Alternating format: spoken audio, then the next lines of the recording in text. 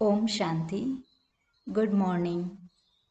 Now we will listen to the Sakar Murli essence of Tuesday, the 1st June 2021. Essence. Sweet children, this whole world is God's family, which is why it is sung, "You are the mother and father, and we are your children." You have now become God's family in a practical way. Question. What is the easy way to claim the full inheritance of 21 births from the Father? Answer. Make Shiv Baba your heir at the confluence age. Surrender yourself with your body, mind and wealth, and you will receive the full inheritance for 21 births. Baba says, I give a return for 21 births to the children who ensure all the old things they have at the confluence age. Song.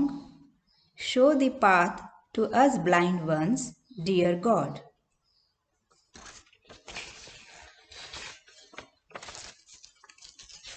The essence for dharana. Point number 1. In order to purify both the soul and the body, surrender everything you have, including your body, to the Father and follow His directions. Point number 2. Make yourself worthy of being seated on the throne of the Mother and Father. In order to become worthy, imbibe the main virtue of purity. The blessing for today is, may you receive the blessing of becoming a Karma Yogi from the instrument souls and thereby become a master bestower of blessings.